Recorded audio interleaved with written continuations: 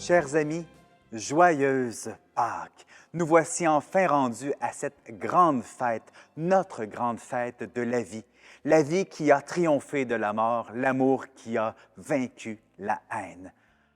Quel bonheur de vous retrouver en ce dimanche tout spécial pour nous, chrétiennes et chrétiens. Pour cette émission spéciale de Pâques, nous avons le privilège et le bonheur de recevoir notre évêque, Monseigneur Martin Laliberté. Il nous proclamera l'Évangile de ce jour et aussi son homélie. L'émission terminera avec une bénédiction toute spéciale de sa part pour chacune et chacun d'entre nous. Chers amis, bonne émission.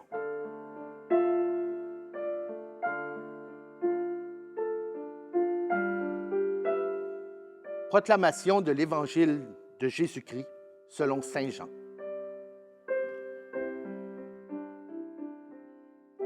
Le premier jour de la semaine, Marie-Madeleine se rend au tombeau de grand matin. C'est encore les ténèbres. Elle s'aperçoit que la pierre a été enlevée. Elle court donc trouver Simon-Pierre et l'autre disciple, celui que Jésus aimait, et elle leur dit: « On a enlevé le Seigneur de son tombeau et nous ne savons pas où on l'a déposé. » Pierre partit donc avec l'autre disciple pour se rendre au tombeau. Ils couraient tous les deux ensemble, mais l'autre disciple courut plus vite que Pierre et arriva le premier au tombeau. En se penchant, il s'aperçoit que les linges sont posés à plat. Cependant, il n'entre pas. Simon-Pierre, qui le suivait, arrive à son tour. Il entre dans le tombeau. Il aperçoit les linges posés à plat, ainsi que le suaire qui avait entouré la tête de Jésus, non pas posé avec les linges, mais roulé à part à sa place. C'est alors qu'entra l'autre disciple, lui qui était arrivé le premier au tombeau. Il vit et il crut. Jusque-là, en effet, les disciples n'avaient pas compris que, selon l'Écriture, il fallait que Jésus ressuscite d'entre les morts. Acclamons la parole de Dieu.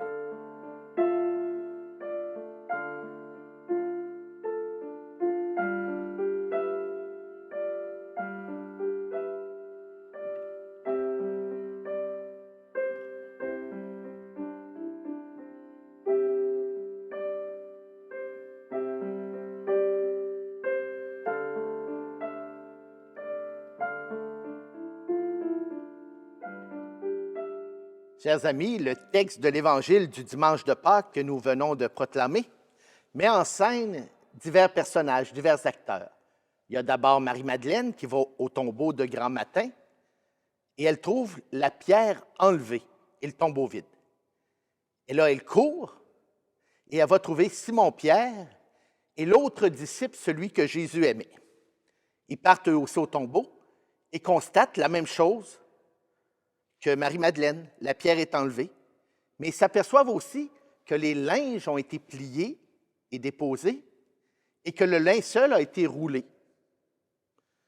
Donc, une pierre roulée, des linges pliés, un linceul enlevé, roulé, un tombeau vide. Il y a aussi un quatrième personnage. Il est absent, mais il est présent. C'est Jésus. Il est censé être dans le tombeau, enroulé dans les linceuls, enroulé dans les draps, mais il n'est pas là. Il n'est pas là parce qu'il est ressuscité. Il est vivant. Et là, les disciples ont compris, nous dit le texte. Et les disciples passent du découragement, de l'accablement, à l'espérance. La mort est vaincue. La haine, la violence n'ont pas triomphé. Celui qui a donné sa vie et qui est mort par amour est vivant. Vous savez, il y a un cinquième personnage aussi dans le texte. Je l'ai dit, il y a Marie-Madeleine, il y a Simon-Pierre, il y a Jésus le ressuscité, il y a le disciple que Jésus aimait. Ça fait 4. Mais le disciple que Jésus aimait, on a l'habitude de dire dans l'interprétation que c'est saint Jean, celui qui écrit le texte. Mais il y a une autre façon aussi de comprendre le texte. Ce disciple que Jésus aimait, c'est chaque disciple du Christ qui fait la rencontre du ressuscité. On peut lire le texte, et chaque fois qu'on lit le texte de Saint Jean, de l'Évangile de Jean, et qui est fait mention du disciple que Jésus aimait, on pourrait mettre notre nom à la place. Nous sommes le disciple que Jésus aimait. Le 5e personnage dans le texte, c'est toi, c'est moi, c'est chacun, c'est chacune de nous. Nous sommes tous et toutes le disciple que Jésus aimait. Et pas juste qu'il aimait, mais qu'il aime. Parce que nous sommes tous des témoins de la résurrection. Nous sommes tous et toutes en Jésus des ressuscités. Voilà notre grande espérance, une espérance qui est une certitude de vie. Nous savons que la pierre a été enlevée, que la pierre a été roulée, que le tombeau est vide. Nous savons, nous, que le linge et le linceul qui enveloppaient le corps d'un mort sont pliés et roulés dans un coin parce qu'ils ne servent plus. Nous savons que Jésus est la vie, qu'il est présence vivante en nos vies. Dans les moments difficiles de nos vies, quand nos horizons semblent fermés, bouchés, nous savons que le Christ est présent et agissant dans nos vies et que la vie, l'amour sont vainqueurs et plus forts que tout. Et ça, c'est la source de notre espérance. C'est l'espérance de Pâques. Et comme témoins du ressuscité, nous sommes nous-mêmes invités à être des rouleurs de pierre, des dérouleurs de linge et de linceul, afin d'aider nos frères et sœurs qui se sentent enfermés, prisonniers, accablés, touchés par le désespoir, à rencontrer celui qui est la vie et à découvrir qu'ils sont eux aussi le disciple que Jésus aimait, le disciple que Jésus aime aujourd'hui dans leur concret de leur vie en 2024. Je désire vous souhaiter une joyeuse Pâques et pour le faire, je vais reprendre des mots du pape François. Voici ce qu'il disait pour souhaiter une joyeuse Pâques à tous les fidèles du Christ dans le monde entier.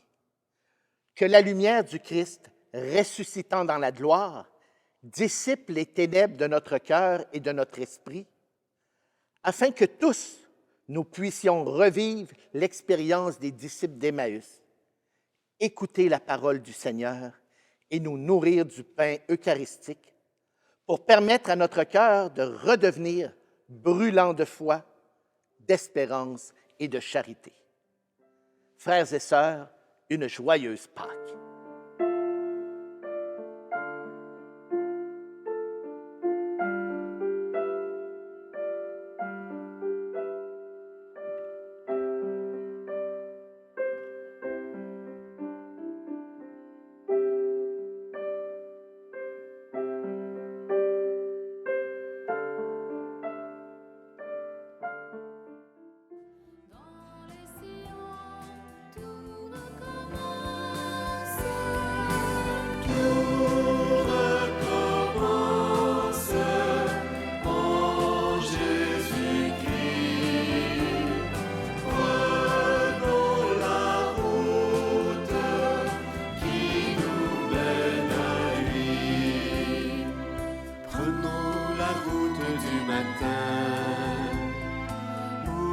Attendons la victoire, Jésus debout parmi les siens, vivant au cœur de notre histoire, car au matin tout recommence,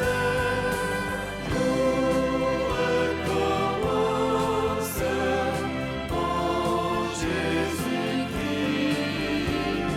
Prenons la route qui nous mène à lui.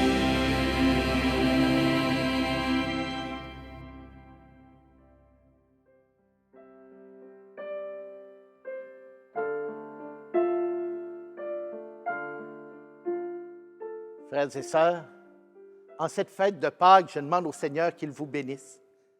Qu'il vous bénisse chacun individuellement, mais que cette bénédiction aussi s'étende à toute votre famille. Que le Seigneur soit votre joie, votre vie, votre lumière, votre espérance. Frères et sœurs, que Dieu Tout-Puissant vous bénisse, le Père, le Fils et le Saint-Esprit. Amen.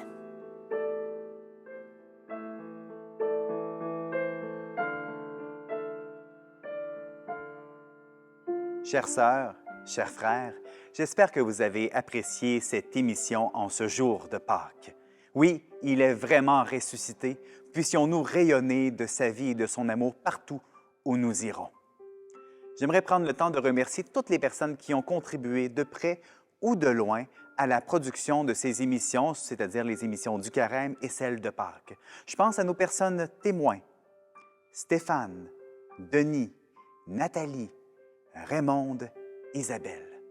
Un merci aussi spécial à l'abbé Yvon Leclerc, à Monseigneur Martin Veillette, évêque émérite de ce diocèse, à Monseigneur Martin Laliberté, évêque en titre de notre diocèse de Trois-Rivières, Jonathan Lacasse pour la musique. Merci à Nous TV, Ma TV. Merci de nous permettre de rayonner dans les foyers de la Mauricie. Et finalement, merci à chacune et à chacun d'entre vous. Merci d'être là, fidèle au poste, et de nous suivre dans nos aventures, nos émissions, en lien avec la vie spirituelle et la vie de notre foi en notre Seigneur Jésus-Christ. Chers amis, je vous souhaite encore une fois joyeuse Pâques et rayonnons de la vie partout où nous irons.